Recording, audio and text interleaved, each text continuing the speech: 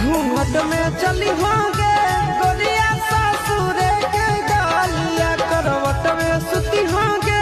राजा जी संग भरा होलिया घूंघट में चली होंगे